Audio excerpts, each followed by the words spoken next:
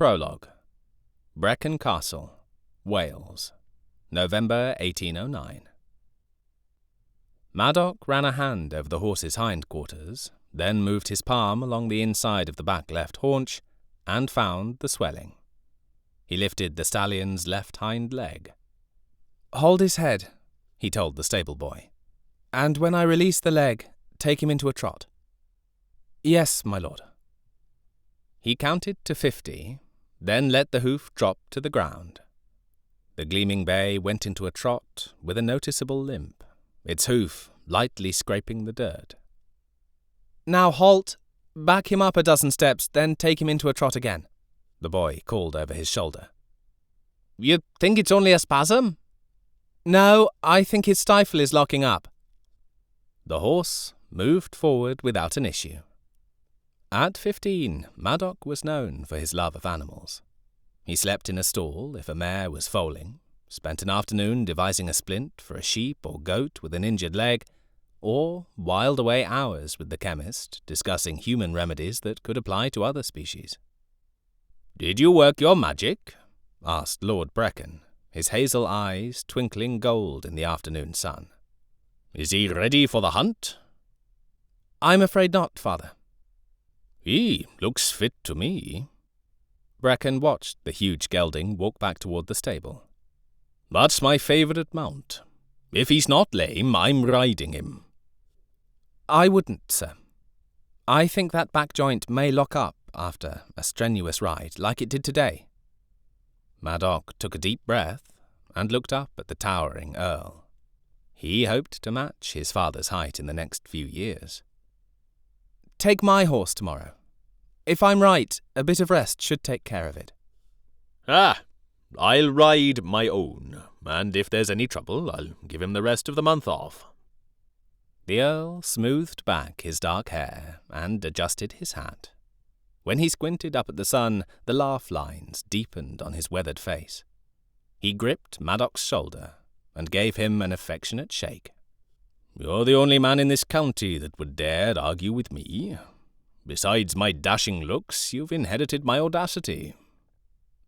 Maddock had never compared himself to this remarkable man. True, their features and colouring were similar, but their temperaments were wholly different. His father was gregarious, charming, and spontaneous, though Mamma called it impatient. He was also a natural leader, and fearless. "Father, And not a word to your mother. She'll be nagging me all night." Brecken strode away, his long legs quickly eating up the distance to the stable. The greatcoat strained against his broad back, and Maddock straightened his own shoulders as he watched the Earl walk away. "You've been doing that since you were old enough to walk behind him, always in his footsteps, imitating every move and expression." "Mamma, how do you manage to sneak up on me like that? You're quiet as a fox hunting chickens." She laughed, a tinkling sound that always reminded him of the porcelain bells his grandmother had loved. "Doc, what secret is he keeping this time?" Maddock grinned at the nickname, given to him as a child because he was always doctoring some creature. If he wasn't heir to an earldom, he'd have studied medicine. Instead, he would follow his father's path and go to Oxford, take the grand tour if the war was over, and eventually assume his place at Brecken Castle. "It will do you no good to ignore me. I won't tell, I just need to prepare myself." Her dark gaze settled on him. "When I'm kept in the dark, it usually involves some level of danger. I'm more concerned for the horse." The next day, he wanted to take back those words. His father got his way and rode his favourite horse. At first, Maddock thought perhaps he'd been wrong. The stallion held up well after a hard day's ride. Lord Brecken, irritated they'd lost the fox, raced one of the younger men back to the castle. Coming to a hedge, both men leaned over their mounts as the horses jumped. Maddock's heart lodged in his throat as the Earl's horse balked, its back leg jutting out.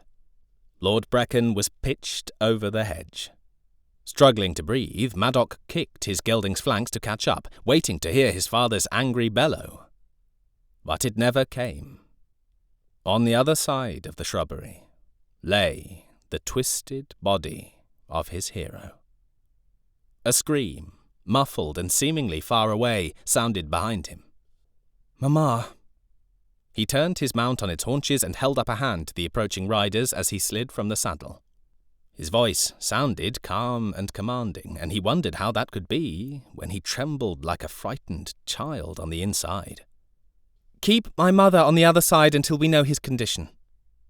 An old friend of the Earl nodded and intercepted Lady Brecken, while Maddock and 2 other men crouched around the Earl. He rested on his back, his head and one leg at an odd angle, eyes closed. Putting his ear close to his father's face and placing 2 fingers on his neck, he blew out a loud sigh of relief. "He's alive. Let's get him to the castle. Send someone for the physician." Maddock closed his eyes as his mother's wails filled the silence. "Sweet Mary, is he—" She almost fell from her horse and collapsed over her husband. "Wake up, love." Her voice rose as she shook him. "Wake up! Damn you, wake up!" "Mamma, he's alive. We need to get him home." He wrapped his arms around her and pulled her up. "I'd say his leg is broken from the angle of it. We'll know more once he's been examined and wakes up." Someone whistled, and the wagon following with refreshments rumbled along the uneven field. It took 4 men to gently lift Lord Brecken onto the bed. Lady Brecken, skirts in one hand, scrambled up next to her husband. She wiped at her cheeks, then rocked back and forth, holding one of his giant hands in both of hers. He could hear her whispering to the Earl, as if he could hear her. Maddock helped the physician set the broken leg. As the bones cracked and popped into place, he wondered how the pain did not stir his father. A glance at the physician reinforced his concern. "Let's take it as a blessing that he didn't wake," said the doctor. "I'll stop in daily to check on his progress. He'll be able to tell us more when he's conscious again." But it would be several days before the Earl was coherent. When he did rouse, the entire household heard him. Cursing, like Maddock had never heard before, floated down the hall. He ran down the hall that morning, praising the Lord above for small miracles. While the words weren't for delicate ears, the sound of his father's voice had eased the tightness in Maddock's chest. Until he reached the bedroom. Inside, his mother stood next to the 4-poster bed, fists pressed to her mouth, shaking her head. The early rays of dawn shone on her wet cheeks. When her gaze locked with Maddock's, his stomach lurched. "What is it?" he rasped, tying the belt of his banyan around his waist. "I can't bloody move. I can't feel my bloody legs. By God, get that physician here now!" The Earl waved a shaking hand at the door. "Now!" By that afternoon, it was determined the Earl had lost the use of both legs.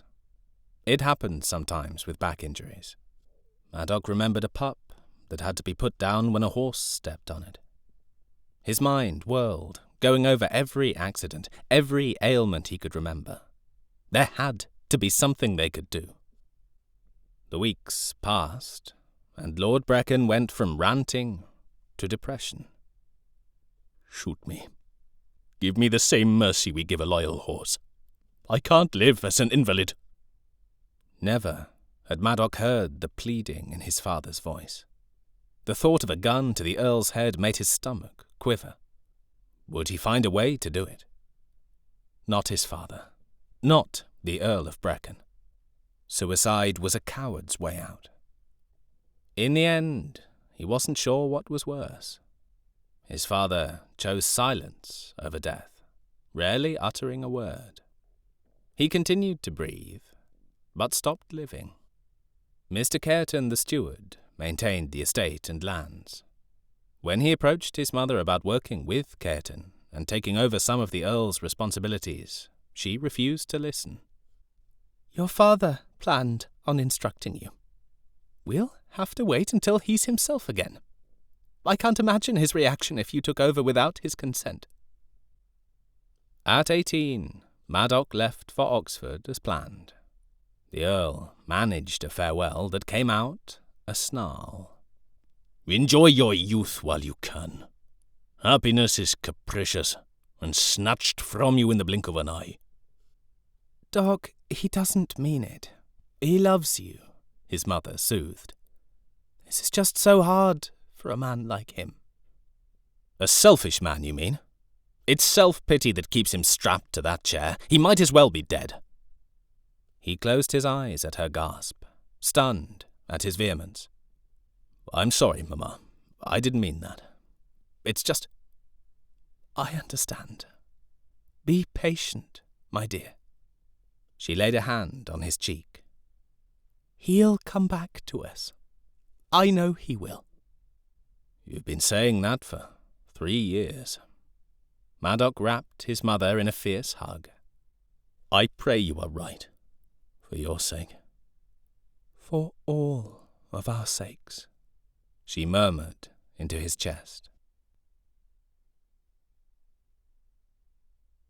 Chapter 1. January 1819. London, England. Maddock shivered, pulled up the fur collar of his greatcoat, and adjusted his beaver hat. With a well-placed kick, he urged his horse into a canter. He wanted London far behind him. His manservant followed with the luggage, but he needed air, and time to prepare himself mentally for the upcoming encounter. His last visit had been more like a stay in a mausoleum than one's boyhood home. His father's mumbled responses and lackluster eyes had not prompted any lively conversation until the end. I've completed my final year of university.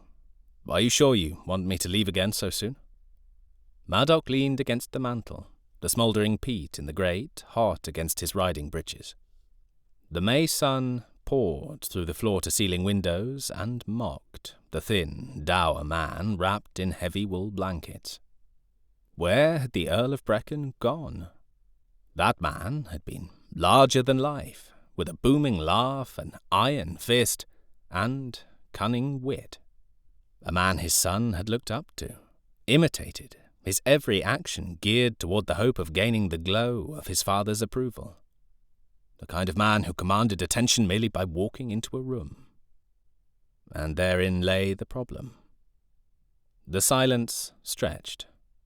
Perhaps the Earl had fallen asleep. His gaze fell on his father's bony fingers, clutching a shawl about his rounded shoulders as if it were his last defense. Maddock swallowed as his father's hazel eyes narrowed. The brown and green flecks passed down to his only son, sparked with anger. Every young man needs to see the world. It's part of your basic education. Do you think I'm unable to manage my own affairs because I cannot walk? Rasped the Earl, pushing back a limp strand of grey from his forehead. Do you think the inability to use these feckless limbs affects my brain? No, father, but I believe it has affected your spirit. He went down on one knee and took a cold, papery hand between his warm palms. Please, let me take you for a ride in the carriage. Get out and see some of your tenants. Your soul is in this land. It would do you good. I don't need you to take me anywhere. If I wanted to leave my home, I'd do it, bellowed the old man with surprising volume. His shoulders slumped, as if the admonishment had depleted what little energy he'd possessed. Go, enjoy your youth while you have it. Lady Fortune is a capricious, evil female. You never know how long happiness will perch on your shoulder. Maddock's jaw tightened as he gave the Earl a rigid nod and left the room. Why was he surprised? Delaying his response to the Home Office, he had hoped for one last bid to bring his father back to the land of the living. By God, he'd tried. Now he'd take the assignment with no remorse, working under one of England's most brilliant spy masters. At 22, he was making a name for himself. The danger and intrigue made him feel alive, a welcome and vivid contrast to the quiet hills of the Welsh countryside. His parents suspected nothing, assuming their son had come from his last year at Oxford rather than Belgium. This grand tour would provide the perfect ruse to be abroad, his title gaining him entry into the right circles to mingle, charm, and listen. Napoleon had been declared an outlaw and was wreaking havoc again. The crown needed every available set of eyes and ears. It may be years before he was able to return. If he returned. Lord Risk was as fickle as Lady Fortune. He stopped at the front door, his palm on the cold handle of the door as he looked over his shoulder. A final glance around his childhood home. An ancient castle with the Countess's modern touch. The large receiving hall had been panelled with oak, the stone floor covered with narrow, polished planks, and the windows enlarged to allow more light.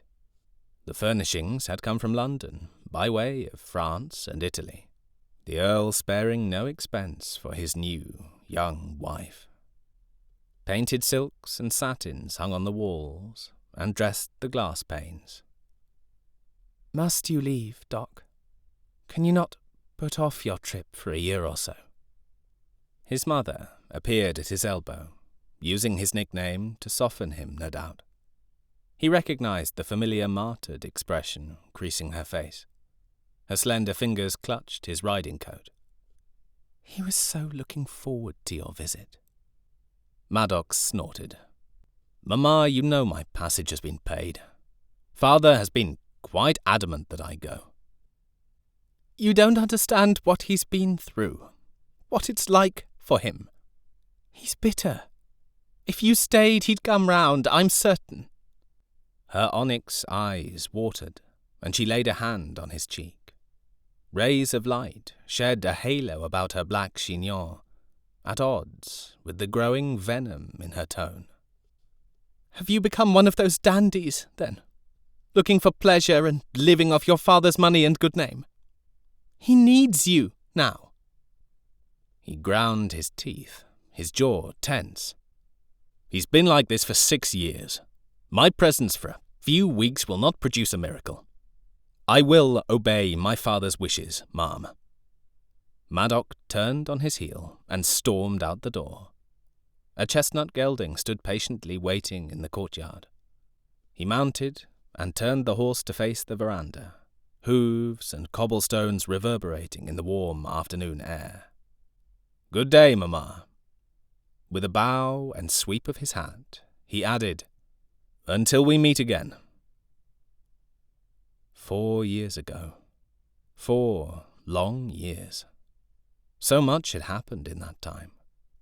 He'd changed, lost his naivety, his youthful optimism. His skills belonged more to a soldier than a titled landowner. He had a relentless grip on a sword, excellent marksmanship, and a wicked right punch. He could go days without sleep. His superiors regarded him as the man with a seductive smile and honey-like charm that could distract top officials or their wives, while correspondence was pilfered in their own libraries for secrets that could hasten the end of the war. He'd become the perfect chameleon, as comfortable playing a discontented foot soldier or a common thief in the rookeries as he was the polished dandy spending his father's fortune. It had taken its toll. Maddox trusted few people, rarely heard a conversation or request without discerning a hidden implication or ulterior motive, and was bone-tired. He wanted to sleep until the sun was high in the sky, ride across his childhood estate, nod at tenants, and have no greater worry than balancing the ledgers and deciding which country dance or dinner to attend. It was time to begin his life, the life he'd been born to, the life that had called to him when he'd stepped onto English soil again. Yes, he was ready for the role he had only pretended at the last 4 years. Brecken, Castle and Estates. A tired and dusty Maddock trotted toward the village of Brecknock. He crossed the stone bridge, drawing in a renewed breath as the clear water rushed and splashed under the arches. The slate mountains and snow-capped peaks seemed to be stacked on top of each other, like a crowd trying to see over the next shoulder. They provided the perfect backdrop for his brooding mood. Curiosity would greet him in the village, enthusiastic waves and questions about the master when the tenants realized it was Lord Maddock riding through. A frigid wind whipped at his face, and he hunkered inside his coat and cursed. Devil confounded, it was cold. A man awake on all suits would have waited for his coach and valet. The sun peeked out from a billowy grey cloud. He squinted at the unexpected brightness, his vision watery, barely able to discern the outline of the small town looming in the distance. As he drew closer, Maddock blinked and wiped his eyes with his palms. He slowed his chestnut gelding to a trot and made his way to the square, taking in the dilapidated buildings. The main thoroughfare, that made him chuckle as he thought of the hectic paved streets of London, was dotted with people buying last-minute wares from closing vendors and hurrying home before dark. A growl in his belly reminded him he hadn't eaten since breakfast, but his attention focused on the derelict condition of Brecknock. There were no inquiries or smiles, no hoorays or nods from the men. Filth trickled like a brown and yellow brook from an alley and puddled near the street. Roofs were in disrepair, and walls had been patched and patched again. The tenants' clothes were worn and shabby. What in blue blazes was going on? His lovely village had gone to ruin. "Good day," he called out to the blacksmith he'd known since a boy. "I've just returned home, and can't help but notice—" He made a long sweep with his hand to encompass the sight before him. "What happened?" "Ask his lordship," boomed the man, before ducking his head and removing his cap. "Or the devil in his pocket." "And does this devil have a name?" "Aye, it's Caerton's eldest, Niall." "He's taken over for his father, then?" "He's taken. That's a true statement, to be sure." The man turned away and disappeared into his smithy. "By God, I'll get to the bottom of this!" Maddock yelled to the retreating figure. 4 generations of Caertons had managed the estate for the Earls of Brecken. The last time he'd seen Mr. Caerton, the old man had been in decline. Finding it difficult to maintain the physical responsibility of managing Brecken's vast holdings, he had begun training his oldest son, Niall, to replace him. Maddock had never liked the youth growing up. He remembered the boy picking a fight, then cheating by throwing dirt in the other lad's eyes to win. Of course, that had been years ago. People change. He was living proof of that. It got worse as he cantered toward the castle. The fields were overworked. At a glance he knew there had been no rotation of land.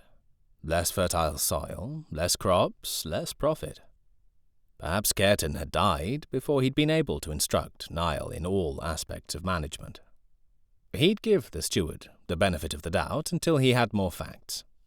If the past years had taught him anything, it was that appearances could be deceiving. A mirthless laugh scratched his throat, thinking of the disguises he'd donned over the years.